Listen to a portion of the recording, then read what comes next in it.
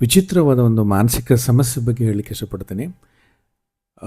ಮೈ ಮೇಲೆ ಸಿಕ್ಕಾಪಟ್ಟೆ ಬಂಗಾರ ಹಾಕ್ಕೊಂಡಿರುವಂಥದ್ದು, ಒಂದು 5ರಿಂದ 6 ಬಂಗಾರದ ಚೈನ್‌ಗಳು, ಎಲ್ಲ ಬೆರಳುಗಳಿಗೂ ಉಂಗುರ, ಮಳ ಮಿಂಚ್ತಿರುವಂಥ ಬಟ್ಟೆಗಳು, ಯಾರೂ ಹಾಕ್ಕೊಂಡಿರ್ಬಾರ್ದು ಆ ಥರ ಅಟ್ರ್ಯಾಕ್ಟ್ ಮಾಡುವಂಥ ಬಟ್ಟೆಗಳು ಹಾಕ್ಕೊಂಡಿರ್ತಾರೆ.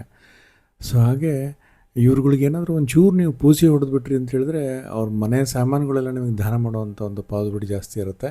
ಮೈ ಮೇಲೆ ಹಾಕ್ಕೊಂಡಿರುವಂಥ ಬಂಗಾರಗಳು ಕೂಡ ಬಿಚ್ಚಿದ ತಕ್ಷಣ ಕೊಟ್ಬಿಡ್ತಾರೆ.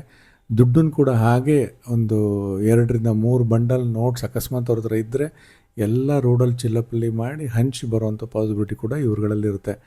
ಇದಕ್ಕೆ ಮ್ಯಾನಿಕ್ ಡಿಸೀಸ್ ಅಥವಾ ಮ್ಯಾನಿಯಾ ಅಂತ ಕರಿತೀವಿ. ನಾನಷ್ಟು ಶ್ರೇಷ್ಠನೇ ಯಾರೋದಿಲ್ಲ, ನಾನೇ ದೇವರು, ನನಗೆ ಪ್ರೈಮ್ ಮಿನಿಸ್ಟರ್ ಗೊತ್ತು, ನಂಗೆ ಚೀಫ್ ಮಿನಿಸ್ಟರ್ ಗೊತ್ತು, ದೊಡ್ಡ ದೊಡ್ಡ ಫಿಲಮ್ ಆ್ಯಕ್ಟರ್ಸ್ಗಳು ಗೊತ್ತು, ಅವ್ರ ಮನೆಗೆಲ್ಲ ಹೋಗಿ ಬರ್ತೀನಿ, ಆ ಥರದ ಒಂದು ಭ್ರಮಾಲೋಕದಲ್ಲಿ ಅವರು ಇರ್ತಾರೆ.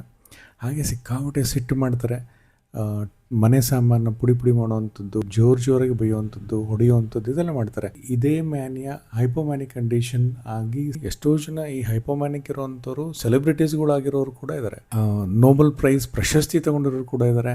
ಹಾಗೆ ದೊಡ್ಡ ಸೈಕ್ಯಾಟ್ರಿಸ್ಟ್ ದೊಡ್ಡ ಬುಕ್ಸ್ಗಳನ್ನ ಬರೆದು ಈ ಹೈಪೋಮ್ಯಾನಿಕ್ ಸ್ಟೇಜಲ್ಲಿ ಮತ್ತು ಮ್ಯಾನಿಯಾ ಆದಾಗ ಅವ್ರಿಗೆ ಸರಿಯಾದ ರೀತಿಯಲ್ಲಿ ಟ್ರೀಟ್ಮೆಂಟ್ ತೊಗೊಂಡವ್ರು ಕೂಡ ಇದ್ದಾರೆ. ಎಷ್ಟೋ ಮಂದಿ ಅದರಲ್ಲಿ ಫೇಮಸ್ ಫಿಲಮ್ ಆ್ಯಕ್ಟರ್ಸ್ಗಳಾಗಿರ್ಬೋದು, ಅವ್ರಿಗೆಲ್ಲ ಈ ಥರದ ಹೈಪೋಮ್ಯಾನಿಕ್ ಲಕ್ಷಣಗಳು ಕೂಡ ಕಂಡಿದ್ದು ಇತಿಹಾಸದಲ್ಲಿರುವಂಥದ್ದು. ಇದೇ ಥರ ಒಂದು ಬೈಪೋಲಾರ್ ಅಫೆಕ್ಟಿವ್ ಡಿಸಾರ್ಡರ್ ಅಂತ ಕರಿತೀವಿ. ಒಂದು 6 ತಿಂಗಳು ಸಿಕ್ಕಾಪಟ್ಟೆ ರಿಲೇಟೆಡ್ ಮೂಡಿದರೆ, ಇನ್ನೊಂದು 6 ತಿಂಗಳು ಭಯಂಕರ ಡಿಪ್ರೆಷನಲ್ಲಿರ್ತಾರೆ.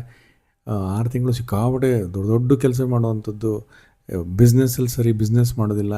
ಪ್ರತಿ 8 ತಿಂಗಳಿಗೆ ಬಿಸ್ನೆಸ್ನ ಚೇಂಜ್ ಮಾಡ್ತಿರ್ತಾರೆ. ಪ್ರತಿ 3-4 ತಿಂಗಳಿಗೆ ಕೆಲಸಗಳನ್ನ ಚೇಂಜ್ ಮಾಡ್ತಿರ್ತಾರೆ. ಅವ್ರು ಸರಿ ಇಲ್ಲ, ಇವ್ರು ಸರಿ ಇಲ್ಲ ಅಂತ ಬರೀ ಬ್ಲೇಮ್ ಮಾಡೋದು, ಕಂಪ್ಲೇಂಟ್ ಮಾಡೋದು ಮಾಡ್ತಿರ್ತಾರೆ. ನನ್ನ ಹತ್ರ ಅಷ್ಟು ದುಡ್ಡಿದೆ, ಇಷ್ಟು ದುಡ್ಡಿದೆ ಅಂತ ಸುಳ್ಳು ಹೇಳೋದು, ಯಾವುದೂ ದುಡಿಮೆ ಮಾಡೋದಿಲ್ಲ, ಇಡೀ ರಾತ್ರಿ ನಿದ್ದೆ ಮಾಡೋದಿಲ್ಲ, ಈ ಥರದ್ದೆಲ್ಲ ವ್ಯವಹಾರಗಳು ಮಾಡ್ತಾ ಇರ್ತಾರೆ. ಸೊ ಈ ಥರದ್ದೇನಾದರೂ ವ್ಯಕ್ತಿ ನಿಮ್ಮ ಸುತ್ತಮುತ್ತಲು ಕಂಡು ಬಂದರೆ ಸೈಕ್ಯಾಟ್ರಿಯ ಟ್ರೀಟ್ಮೆಂಟ್ ತುಂಬ ಅಗತ್ಯ ಇರ್ತದೆ. ಸರಿಯಾದ ರೀತಿಯ ಮಾರ್ಗದರ್ಶನ, ಸರಿಯಾದ ರೀತಿಯ ಸೈಕ್ಯಾಟ್ರಿಸ್ಟ್ ಟ್ರೀಟ್ಮೆಂಟ್ ಅಗತ್ಯ ಇರುತ್ತೆ.